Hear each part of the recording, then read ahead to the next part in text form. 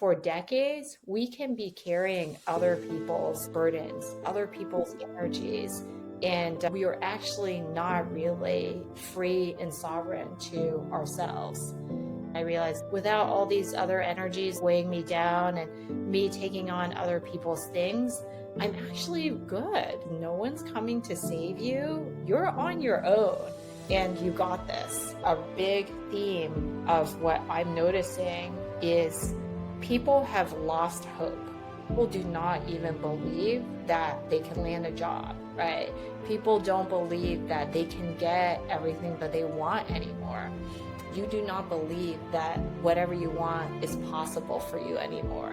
And you just curl into a ball and just say, why even try? If you're unhappy, more money doesn't make you happier. A powerful first step is to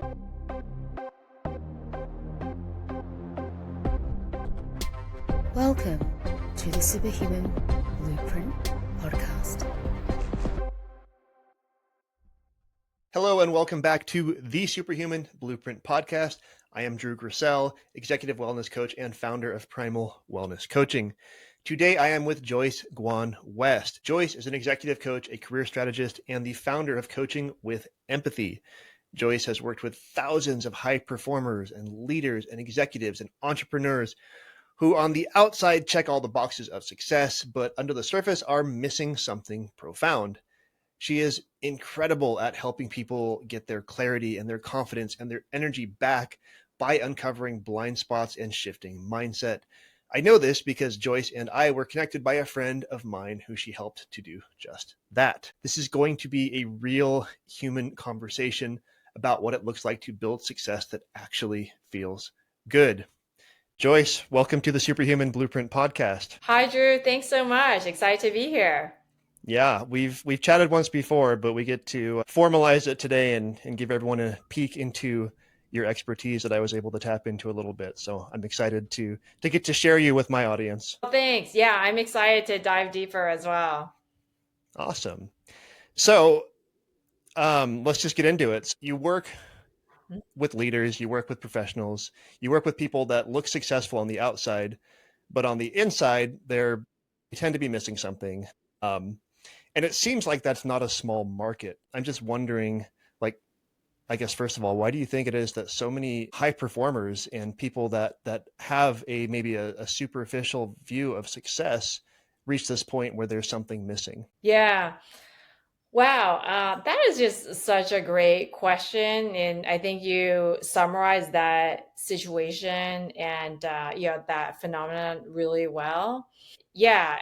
I mean, there are a number of reasons around that, but I think one thing is that in our society, like success and like material wealth and all the measures that we use to like compare ourselves with other people and just know like, hey, am I like quote unquote successful? Like, Yeah. am I good? Am I worthy? Am I going to be safe? Am I going to have a good lifestyle? Come down to either money or, sort of like job title or status or other types of status symbols. And that's just kind of a big part of how the shortcuts that we use like in our society to just say like, hey, like, am I doing okay or not? And, I would say that that's pretty typical. Like, and also the world it feels to me like it's becoming simultaneously more conscious and less conscious, depending Okay. on who you talk to. I can see that, but yeah, can you elaborate on that a little bit? Yeah, absolutely. I think there are more people, like for instance, Gen Z has, a very different like set of values than, millennials and Yeah. all the previous generations. And, Yep. Gen Z is rejecting a lot of the things that like, previous generations have valued. Like for instance, like Gen Z is drinking way less, right? Right. Like they're partying way less. Yeah. And they are not, they're like way more gender fluid and they're not subscribing to a lot of the rules that were created. And so, that actually just gives me a lot of hope. And then, at the same time, it feels like women's rights are being like really encroached upon. Like research around women's health, and also like things like DEI are being like dismantled. And so it also feels like there's like less progress, like Mm, not just, things are kind of staying the same and we're not making like forward progress, but actually things are rolling back. And my personal view is that I've observed that men have been falling behind for a really long time. yeah. And men are like some men, right? Not all men for sure, but some men are very, very threatened by the fact that women are now more educated, women are making more money, and they're like, women are not even like dependent on men anymore, right? It wasn't until the 70s that women were able to have their own bank accounts without a man. Really? Wow. Yeah. Yeah. So, those are some of the things that feel like less conscious. But, Okay. like everything is one, like most of the time, like multiple things can be true at the same time. And Sure. like these dynamics around like paradoxes exist a lot more, Hmm. right? Because, things are complex. Yeah. In the wellness space, one thing I've observed is historically the data that we have is largely centered around men. So all the studies, when we look at, okay, these are the vitamins you should take, and this is the nutrients you should eat, and this is the muscle you should build, and all that, these are all based on male anatomy, male physiology, and studies done on men. And so there's now this light on this sort of glaring gap in the knowledge that we have of female physiology and how to use what we understand of wellness and nutrition and health to actually contribute to women's health. So it's kind of interesting where we might be taking steps backwards in some ways, but in this space we're actually shedding light on what has always been a gap and trying to move forward. So that on that side of things, that was encouraging for me to see. That's awesome. Yeah, that's definitely a positive step. And on that topic, actually, one area that's really like not gotten a lot of attention. Hey friends, real quick, if you have been feeling drained or stuck or like you've lost that spark, the Superhuman Blueprint 10-week transformation program was built for you. It is the same framework that I use to help high performers reclaim their energy, sharpen their focus, and find their edge again, but in a simple step-by-step system that you can follow at your own pace. So today we've been talking about clarity and confidence and support, and that is exactly what this program gives you. So if you are ready to stop running on empty and start showing up fully in your work and in your life, go ahead and go to primalwellnesscoaching.com and use code podcast for 10% off the Superhuman Blueprint Transformation Program. Again, primalwellnesscoaching.com, code podcast. All right, let's get back to our chat with Joyce.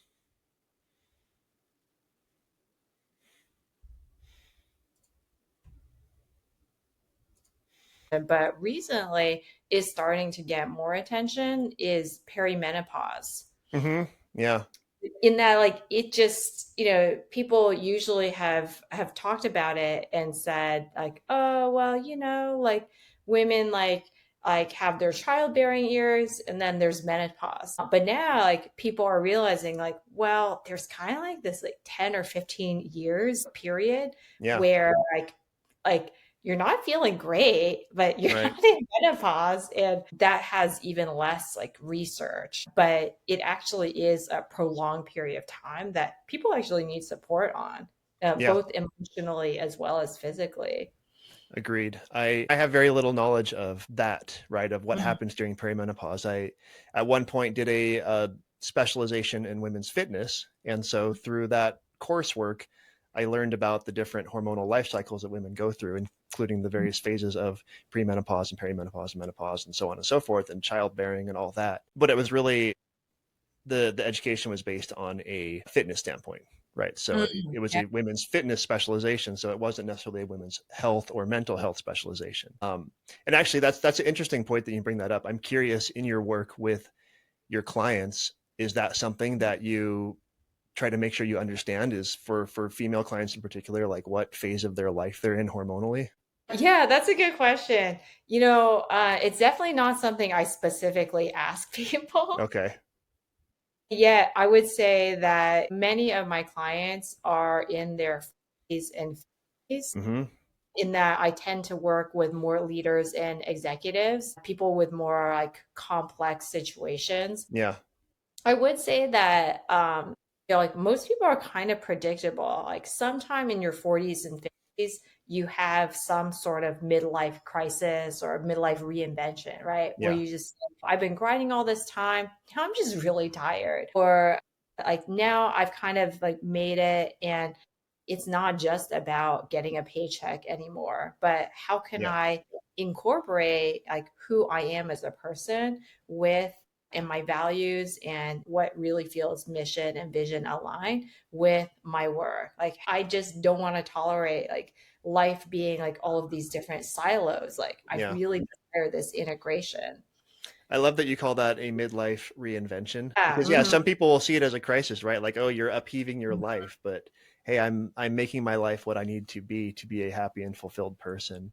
I got to imagine though, I mean, I think the percentage of people that pursue this reinvention, like Mhm. there's a lot of people that pursue it, but there's probably a lot of people out there that maybe ought to, but just never do because they're in status quo, and status quo is where they stay. And it's just that's comfortable, or that's, it's scary to move outside of that. And so some people just never get there. They're like, this is my life and this is what I'm going to do. Yeah, for sure. I mean, I think that you're kind of talking about the difference between that, from a coach's perspective, the difference between someone who kind of just continues like living their life like at a certain level, or like what we usually like wish for our coaching clients, right? Right.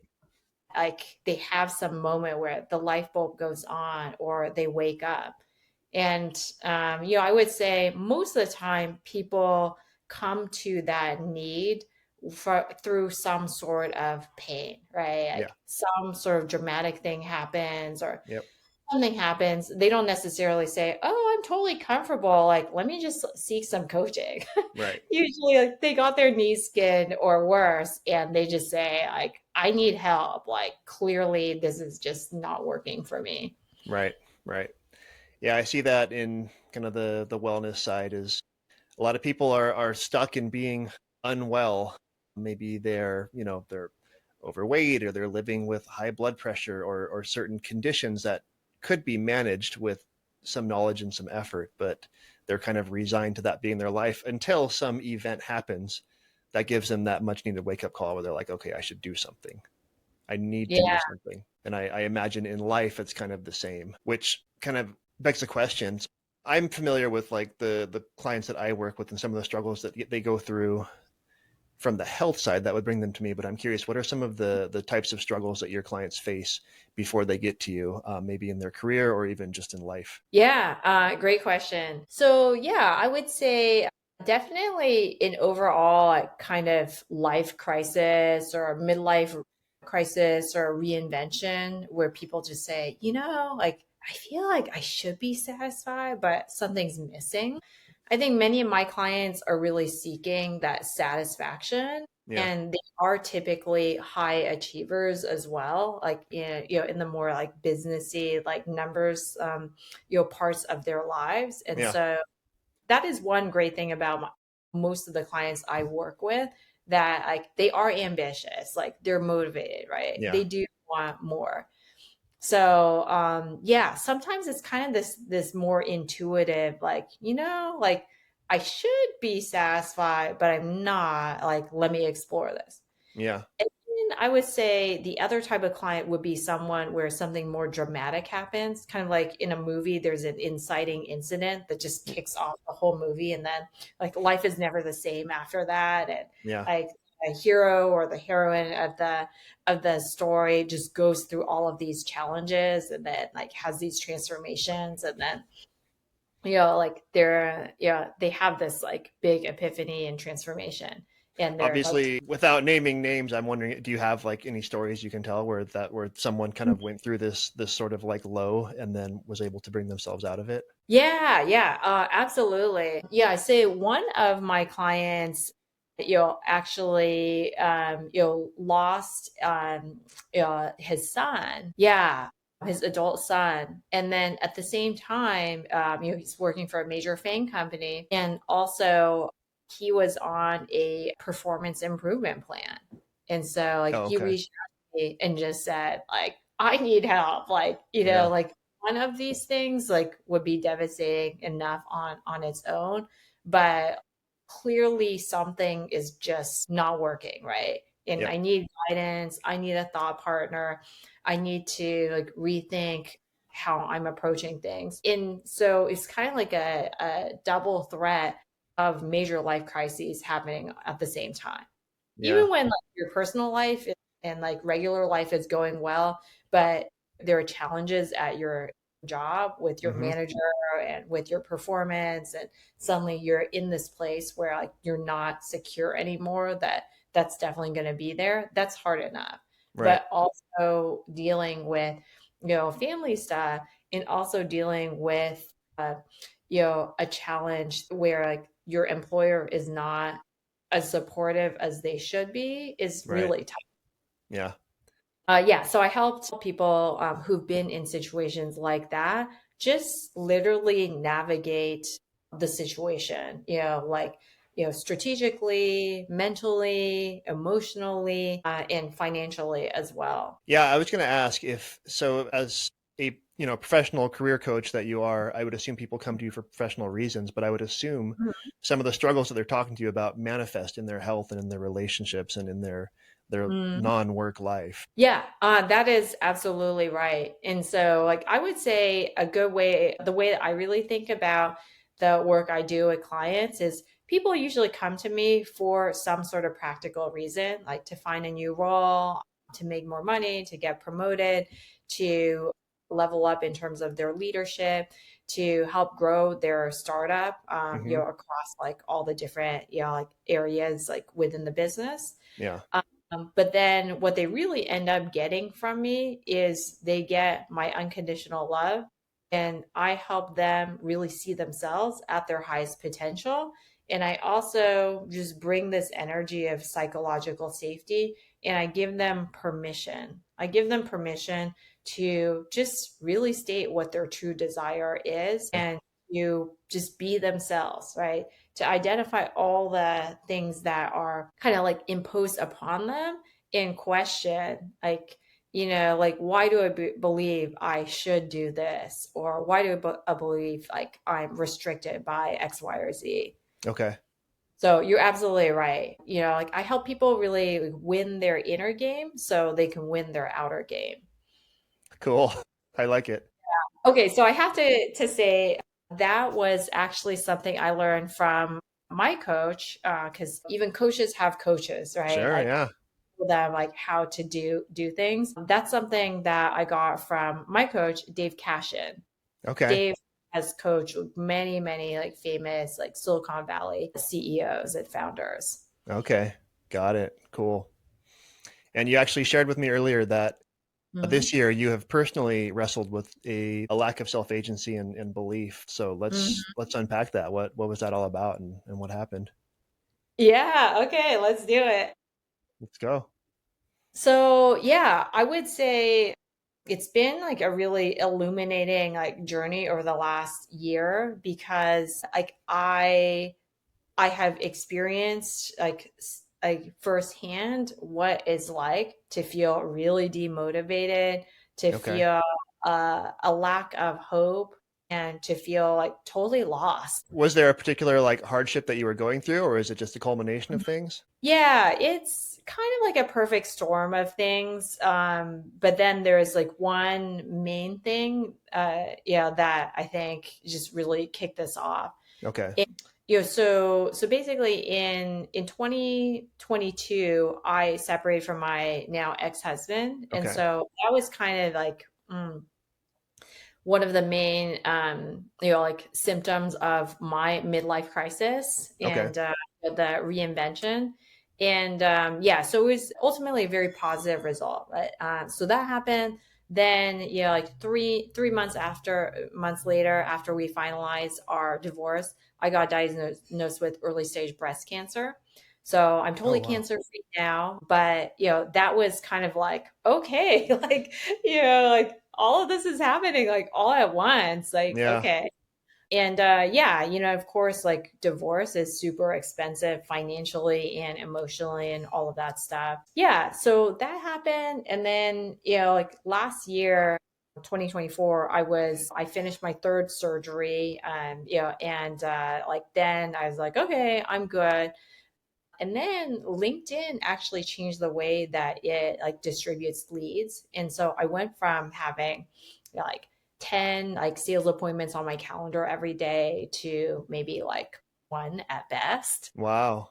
And so That algorithm, huh? yeah, yeah. Jeez. And they just changed the way like, some services work. And then, that compounded with the fact that like I was doing a lot of resume writing and LinkedIn rewrites, and then ChatGPT kind of just like decimated like all demand for that. Yeah. Uh, it was just sort of like a perfect storm of like, a bunch of things.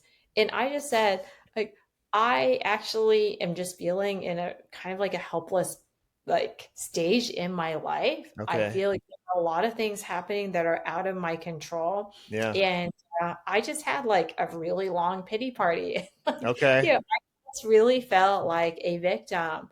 And, for the first 6 years of my business, I just wake up every day and there'd be like 10 like sales appointments on my calendar. And then I just show up, I like talk to people, I convert them, and like the business was just rocking and rolling. Yeah. And I literally just said, like, I don't know how to, like do this. Like, I don't know how to generate leads for this business. And I just felt like so overwhelmed by like this dramatic shift that I Hmm. kind of just shut down. Wow. And I think that this is literally how people are feeling in this market, right? AI has changed the availability of jobs, like the way we do jobs. Suddenly, everyone has to do like 10 times the amount of output because managers and leadership are saying like, "Oh, why don't you just use AI for this?" Yeah. The work that like 10 people used to do is now being done by one person. And I'm just noticing it's so much to keep up with, and it's overwhelming. And there are a lot of things that I want to learn. And then I just realized like, this is just all going so fast. Like my Yeah. brain is just like struggling to keep up.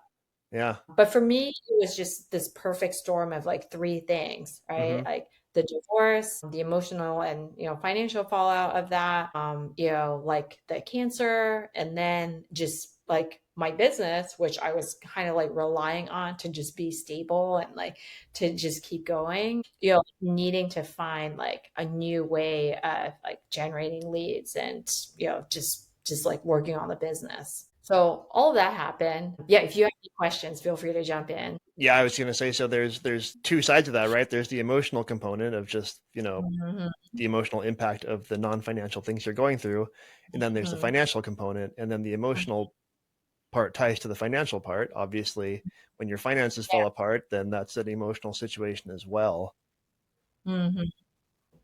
which sounds like you came to the realization that you needed to figure something out, but Yes. you kind of had to, like what you do for other people, where you kind of help them dig them out of Mhm. their hole. Like, how did you get out of the hole? Yeah, okay, so good question.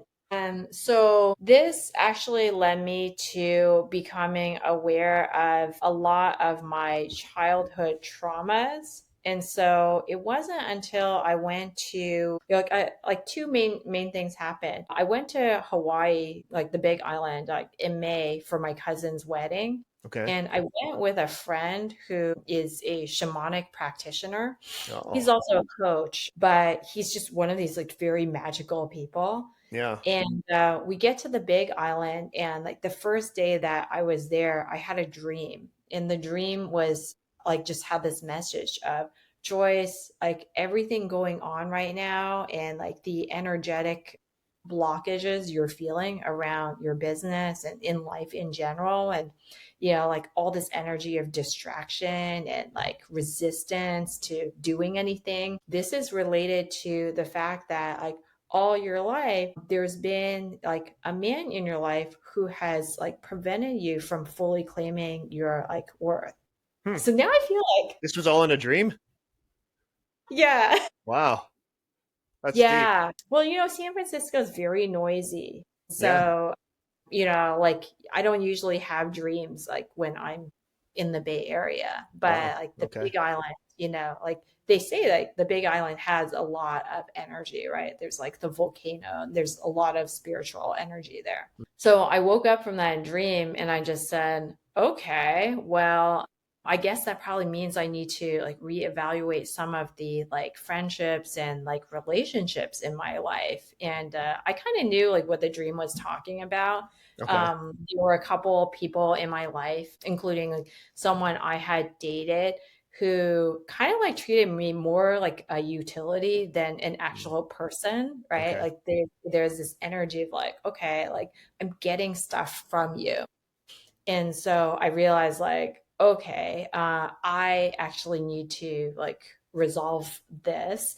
And like there's a place on the Big Island called Kalani, and that's where like all the ecstatic dances happen. And The what so like my dances? ecstatic dance. Ecstatic dance. Yeah, are you familiar with that? No, I'm unfamiliar. Oh, so ecstatic dance was actually invented on the Big Island, like in Hawaii, like at Kalani. And basically it's like a dance form where like mostly people are just like feeling themselves and like dancing on their own. Okay. And it's sort of like just nice, uplifting, like spiritual, like, like sometimes like tribal music. And it's just like an entire like room of people who are trying kind of just like mostly connecting with themselves, like occasionally dancing with other people. It's always totally sober and you're Hmm. not allowed to talk during the dance. Okay. So it's really good for just moving energy. Yeah. So yeah, so I was there with my friend and we had this like opening like meditation and like circle. And then like somehow just kind of dropping in, being in a place where there's a lot of there's just like a lot of like space to like sit and reflect. Somehow brought up a lot of emotions. And I realized like wow, like the original person who just like had really devalued me, like when I was younger was like my dad, who's like kind of Hmm. just a very emotionally distant, like unreliable person. Okay. And um, yeah, so like I just like got really emotional, and then like I went to my friend. I said, "Can I have a hug?" And my friend, who's a shamanic practitioner, like knew what to do, and so Yeah. like then just completely lost it, and like we just had this healing session where Hmm. I just like like just like screamed and like raged at my dad. And I just really grieved, like, all the times like when he was really unavailable. And just, Yeah. I realized like, wow, this has like impacted my entire life. Yeah. And No kidding. this is really a journey of coming back to myself and just saying like, all these messages and stories I have about like, you know, how people should show up for me, have been like really crippled like my entire life. That's incredible. So you went to Hawaii for a wedding and Mhm. discovered this sort of deep set sort of scarring, emotional scarring that you had from your Yeah. childhood while you were there. That's pretty wild. Yeah. Huh. Yeah. And my dad passed away 6 years ago. And so, like I'm not really able to talk with him, Yeah. but, like I think about him and like, sort of like in spirit form, I can kind of like, like send messages to him and stuff. Yeah. Yeah. So he said he's sorry. Excellent. Well, that's good. Yeah, yeah. But like all of this just really made me realize, the big lesson is that sometimes for decades we can be carrying other people's like burdens, other Hmm. people's energies, and we are actually not really like free and sovereign to ourselves. And so, like it kind of just blew my mind because I've always just thought of myself as like a super practical, like functional person, Yeah. like, and I didn't even realize I was carrying this kind of weight. It's really interesting that that's where you went with this. And I had no idea where you were going to go with this because I was just Yeah. reading an article and I cannot remember where, some medical journal article, and it was actually about the the the blocks that having childhood trauma places on you from obtaining your optimal state, whether it's in health or Yeah. just in happiness or in life, about how past traumas, they stay with you even if you never think about them. If you haven't thought about them in 20 years, they're still in there, and they create some sort of block in your life. Yeah, I think that that's really true, right? One thing that is a really powerful gateway to healing and releasing that is you really have to express anger and like fully feel your feelings. But I wasn't really ready to do that until recently because, like feeling that magnitude of like grief is very uncomfortable.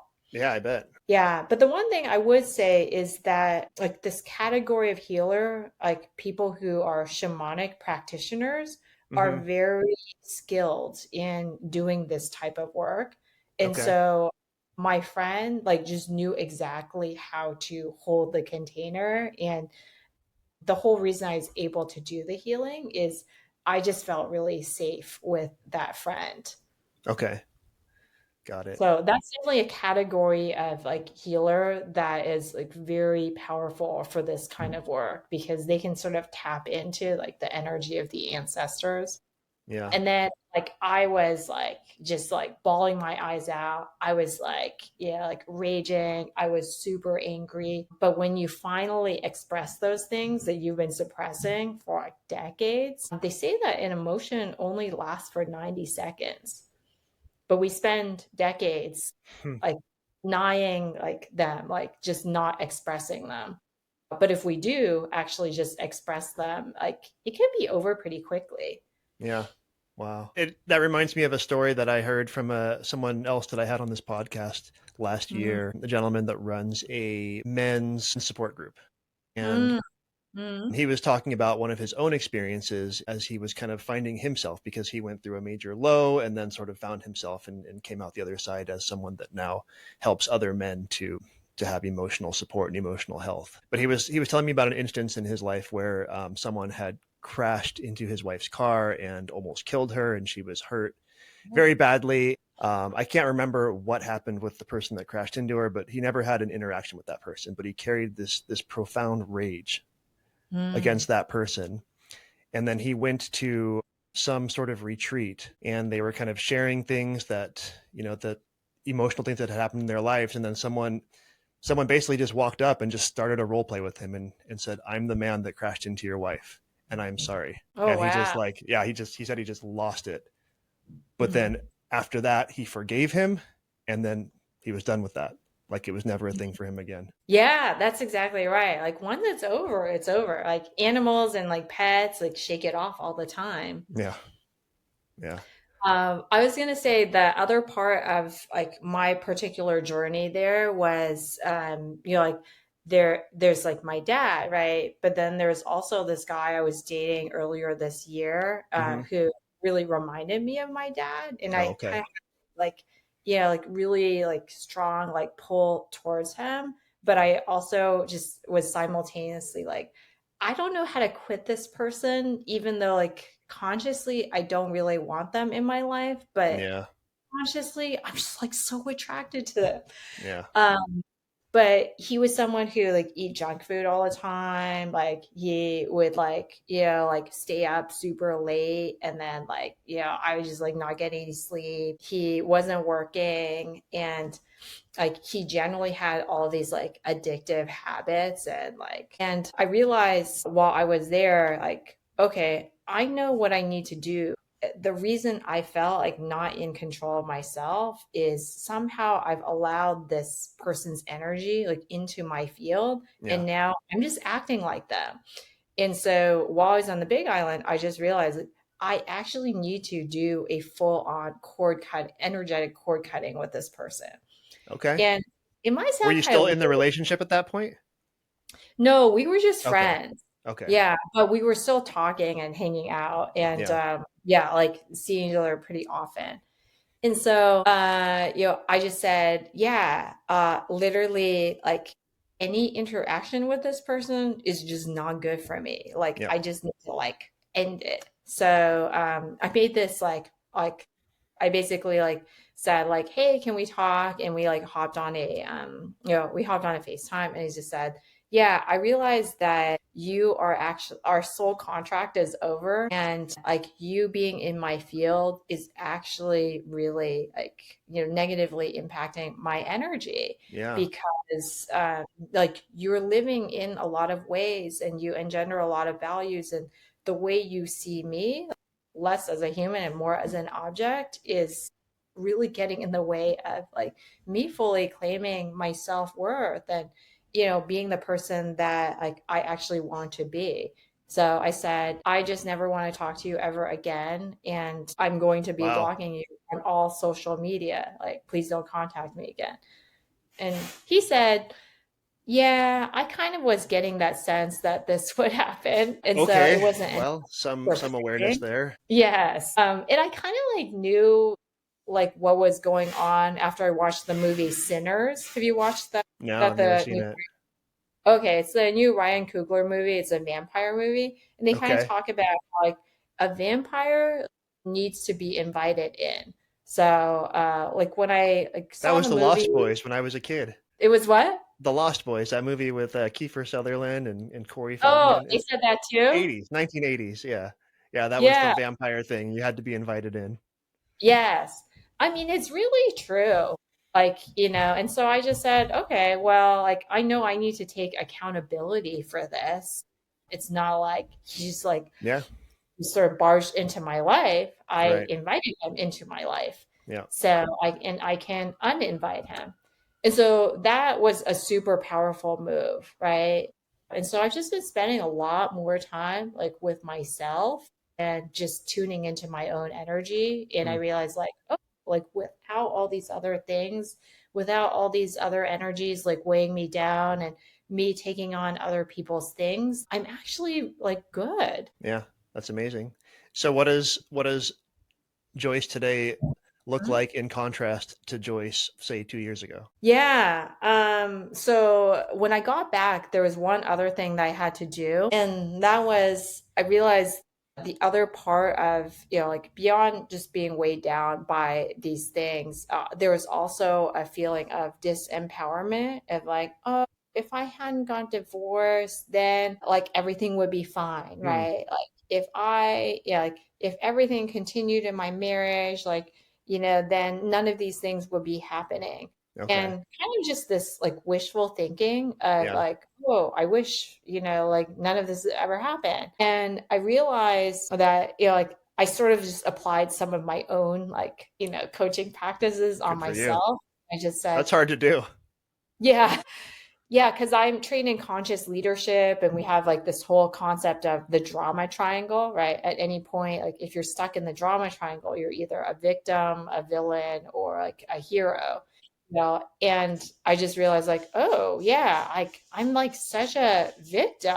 Like I'm just saying like, all these things are happening to me and have no control.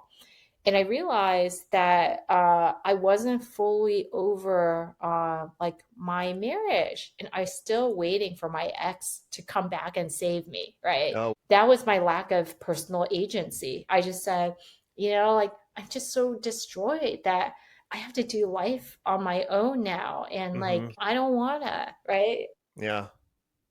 And I mean, that's so that's then, that's fair in a way, right? Because we're by mhm, nature we're creatures that crave companionship and external comfort. And so if yeah. I'm sure you had some degree of that in your marriage. So, after the end of this other relationship, it makes sense that you kind of think back to something that did work in a way for you at some point. Yeah, I mean, that's a great way of putting it. So, yeah, I had to like just really come to terms with that. And like one of the things in my marriage was like I was pretty codependent. And Okay. so it really was like a big loss to no longer like have someone to do everything with, right? Like Right. super scary. And even now, I refuse to go out to dinner and eat on my own. Like Hmm, I refuse to go to a movie on my own. Like interesting. I've been a serial monogamous since I was 18. And so it just doesn't really compute in my mind what it means to do activities on my own. Okay. So I'm still working on that. Yeah. There are some activities I'll do on my own. Like I'll go work out on my own and stuff like Yeah. that. Or like I'll spend like an afternoon like reading on my own. Like I do enjoy quiet time at home. Or like I can walk the dog on my own. Yeah. But things that are just like a little more like social, yeah, like feel very uncomfortable for me to do on my own. Okay. So anyway, I realized like, oh, like I'm like feeling this grief around like being abandoned and on my own. And that's Yeah. why like I have felt completely unmotivated to do anything. Like I'm Okay. still waiting for like, my ex to come back and then we can do it together. Right. So I realized that wasn't gonna work. Yeah. And so what I did when I came back was I cleaned my entire house and I found like all these things like from my marriage that I should have like disposed of a while ago. Yeah. I found our cake topper, so I just like broke it in half, and then like I went to Alamo Square Park, which is like one of our first dates, and I like, buried it under a tree, and Okay. just this, and I like burned Laid a it to candle. rest. Yeah, yeah. So I had to do that, and I moved my wedding dress, like which I need to like sell and like get rid of, like at least like into the garage. So it's like out of my bedroom. Yeah. So that was powerful. Yeah. It was just literally like me making choices for myself. And I just got these messages, Joyce, no one's coming to save you. Like you're on your own and like you got this. We say that all the time in self-defense. I teach self-defense as well. And that's what we say. No one's Mm. coming to save you, so you better learn to save yourself. Yeah, exactly. So true in so many different parts of life, Yeah. right? Yeah. Yeah.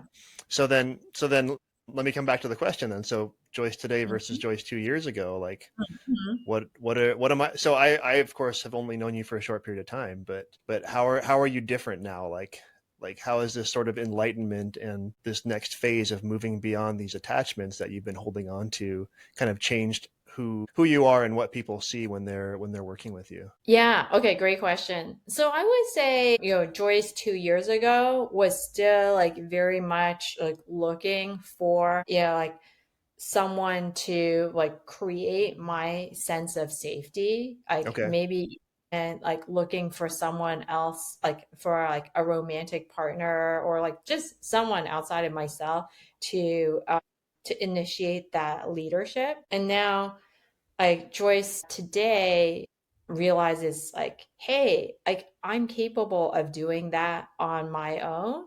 And Hmm. also I demand that everyone in my life actually be a reliable person who shows up, Yeah. including myself. Yeah. Oh, So yeah. because I think that like that was actually the biggest unlock for me all my life. I have been like a little bit flaky, a little bit like showing up late to things, like a little bit of like, oh yeah, I'll send that to you like later today, and then like not following through. Yeah. And when I had this like healing around my dad and the unreliability, I just realized like, wow, like all my life, this like lack of showing up has been really normalized. And then I was able to say, wait a minute, that's not even who I am. Like that's just somebody else's like stuff. But the real me is someone who loves performance, who loves mastery, who Yeah. is 100% like committed and reliable. So it's been pretty exciting. So what is your, so people come to you Mhm. as a coach, right? But you're really like a support system. You're there to support them through their journey and kind of help them find the way. Did you create a support system for yourself? I mean, you worked with your friend who has a shamanic training, and so he helped you in a certain way. But did you have other parts of that support system to kind of help you navigate this journey of separating yourself from these emotional ties, or have you just kind of like coached yourself through it? Yeah, good question.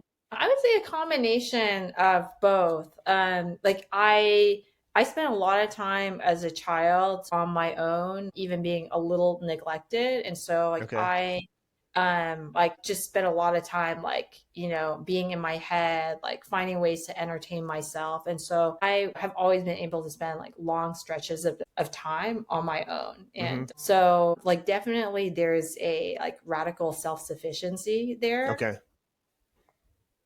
And then I would say that, I am like very blessed with like a lot of close friends and family and community. And Nice. somewhere along the way, I think maybe just being an entrepreneur, I really cultivated the muscle of knowing how to ask for help. Mm. So that is one thing like I'm like that is a real superpower of mine. Like I'm Yeah. not shy about asking for help. So yeah, I just I have always had like a really good support system. So I was able to just talk with a lot of friends about what was happening.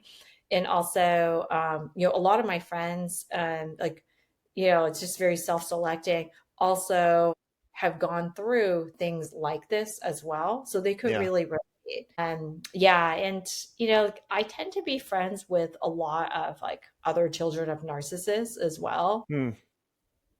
Yeah, that's sometimes like, something like where we just have like a lot in common and we like Yeah. get each other, right? So yeah, that was really supportive. And I think that really carried me through. I can't remember the last time like I really felt alone or like I didn't have a support system. Yeah. That's amazing. Yeah, I feel like it. And so how have you been able to use this experience of your own in your business and working with these high performers that are coming to you? Yeah, so I think that I have a lot more. My business is called Coaching with Empathy. Hmm. And I feel fortunate that I went through this experience because I think sometimes like one of my blind spots is actually I just say like I don't understand why this is hard for people. And so now having gone through divorce, having gone through like some financial challenges like because of that, having gone through like some big changes with my business, having gone through like cancer, I realized like oh, yeah. Things are kind of hard Yeah. sometimes. Okay.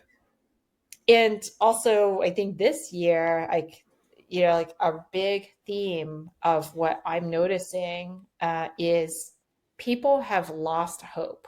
Like, Mm. literally, like, people do not even believe that they can land a job, right?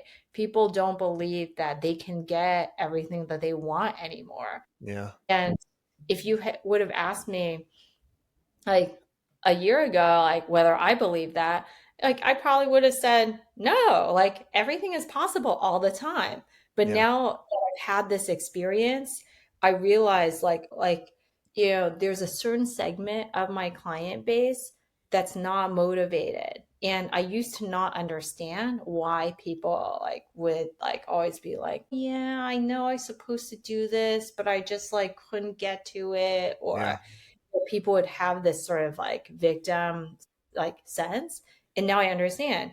It's like literally you do not believe that like whatever you want is possible for you anymore. Hmm. And like so you just kind of like curl into a ball and just say like why even try?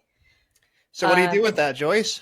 okay, I know exactly what to do. Oh, good. So Let's have it. yeah, you ask people more about their beliefs and you just say like like what's your goal, what do you believe is possible for you, and what's getting in the way, what are all the reasons that it's not possible, what are all the reasons that it's not going to work, like let's actually unpack. A lot of unpacking.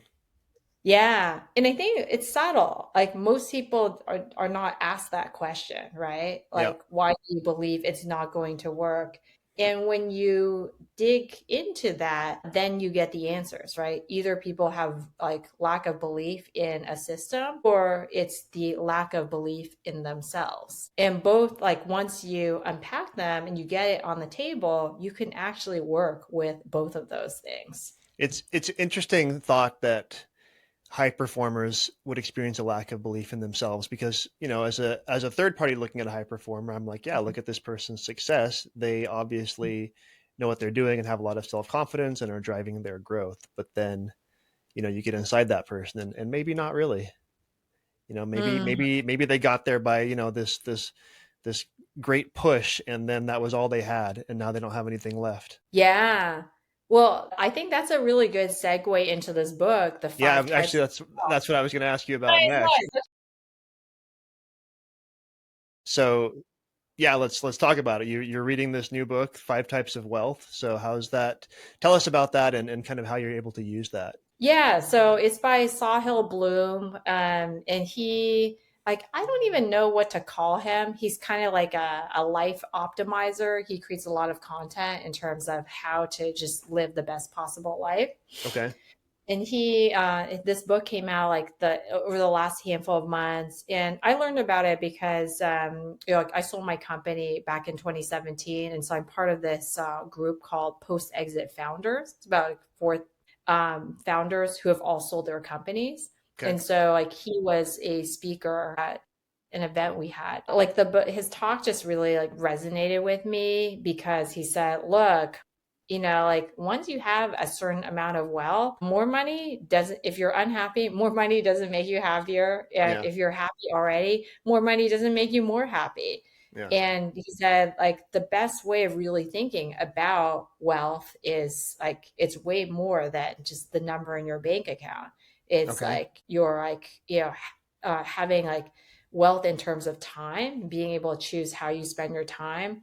There's social wealth, like the relationships and friendships and connections and communities you have, the mental like wealth, right? Actually like feeling like calm and having that peace Hmm. of mind. And Okay. then the physical, like, like wealth in terms of like just how healthy your body is. And then there's the financial as well. Okay. And reading this book has just been really helpful for me because it made me realize, like, okay, like, I've been focusing on like the fact that like business is harder than it was previously, right? Hmm. Definitely not impossible, but just different. Yep. And when I read the book and I just realized, like, wait a minute, financial is just like one of five different measures of wealth. Yeah. I realized I actually am pretty wealthy already. And like, I feel like the other four aspects, like, I'm totally good on. And then it just really shifted my perspective. And I said, I'm not like trying to get anywhere. Like, I'm already there and like, I'm already like really happy. So sometimes you just need that like reminder and this framework of how to think about things and just realize that you're way further along than you thought. So does it talk about balancing wealth or balancing, I guess, buckets of wealth, Mhm. one versus the other? Maybe I'm happy, I have Mhm. emotional wealth, but I'm broke. Like, does it Mhm. still matter that I'm broke? Like, does it Mhm. does it talk about kind of creating that balance? Yeah, it's a really practical book that has, that talks about like the different pillars, like within each, like type of wealth. And then it has an assessment.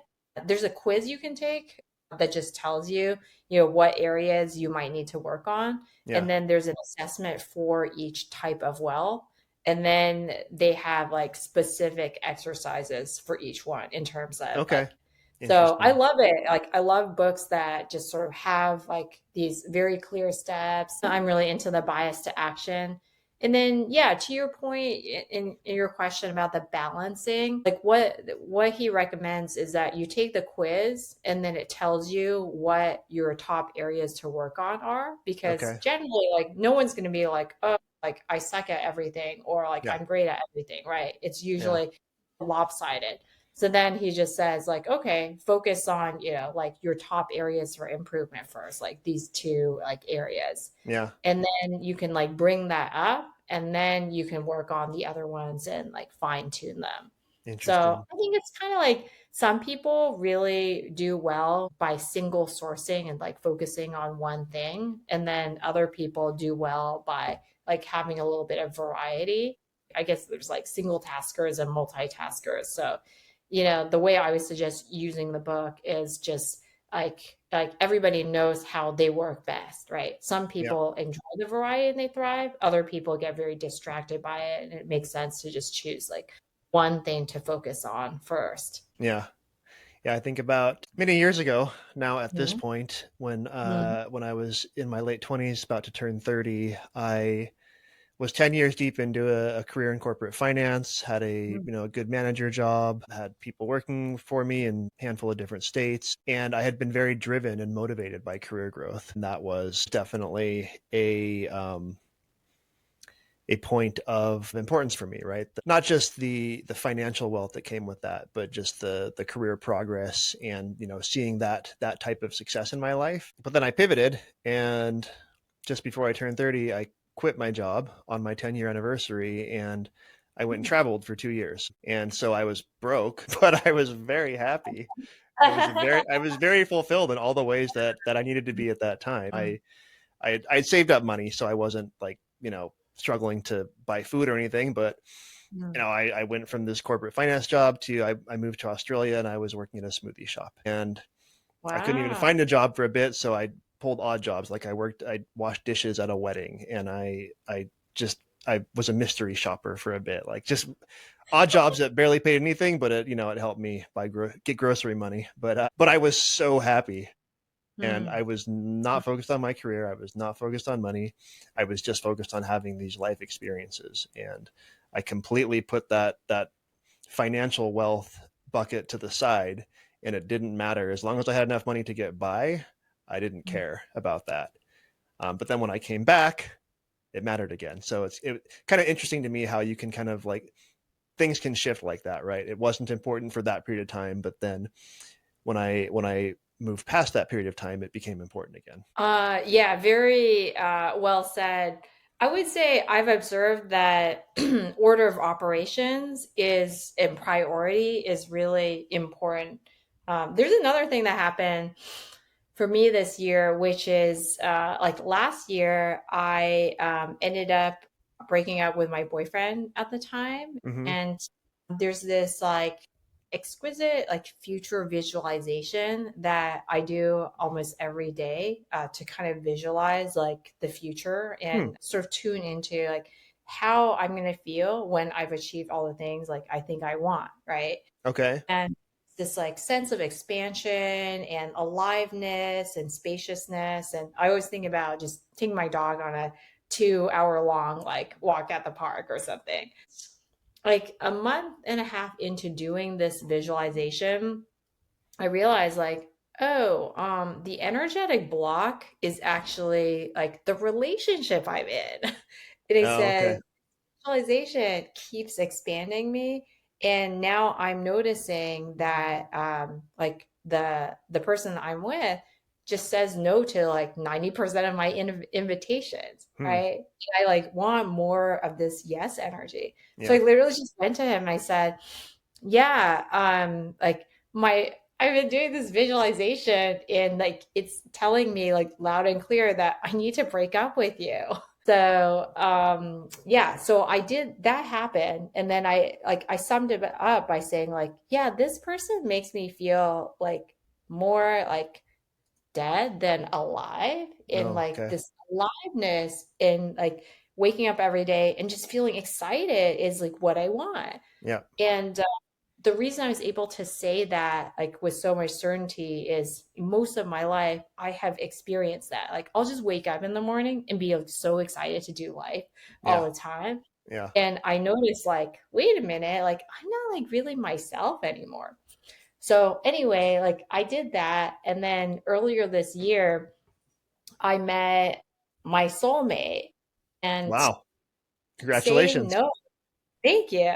So saying no to something that wasn't aligned was really important. And like I was sort of like beating myself up a little bit for like not working that much and just kind of like, like spending more time in my social life.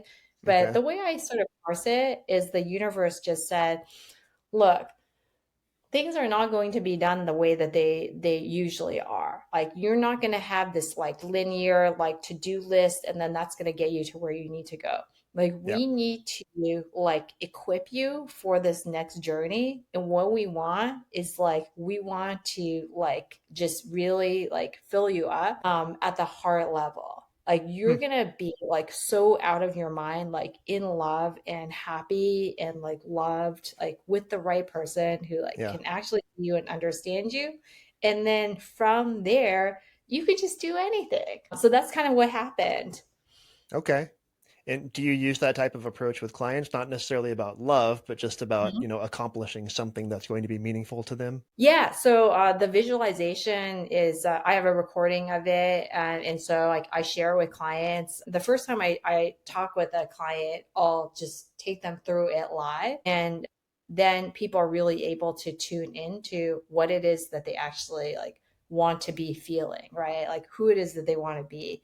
And sometimes the thing that they signed on for, like the thing that they want to accomplish through coaching, once Yeah. we do the visualization, it changes and they just realize like, no, like I don't want that anymore. Like what I want is to just really feel this way. Yeah. So yeah, that helps in terms of just really like setting the stage for like what we're doing and people just having this thing like that they like really feel super excited about. Do you find that people that come to you often have a misconception about how fulfilled they are from financial wealth specifically? Good question. I would say a good number of my client, I would say yes and no. Like a good number of my clients have already gone to a level where they're not saying like, I want more, right? They Okay. actually just say, I'm not worried about getting a paycheck anymore. Like what I'm worried about is the fact that I feel burned out or like bored out Yeah. and something's like off with my energy and I'm not happy, Yeah. right? Like I literally just feel like I don't even know like what the meaning of life is anymore. Yeah. I wanted to ask you about that. Mhm. Like just people getting to the point of burnout or Mhm. just the constant, I don't know, the pressures of leadership or decision making just kind of chip away at them. It chips away at their sense of fulfillment and accomplishment, their peace of mind. Does that usually signal like the need for a major change, or is it just something where they kind of have to figure out how to navigate those waters and just work through them? Yeah, good question. So I would say as a person, I'm a little bit more of a like all or nothing kind of personality, like a take no prisoners kind of person. And Okay. so, yeah, like I'm not a big fan of saying like, well, maybe we can kind of make it okay, right? Hmm. It's Okay. like, okay, we're either doing this or not. Okay. And my Enneagram type is type 8, the challenger. So usually like, like I'm down to like break some things and then like put them back together. So Okay.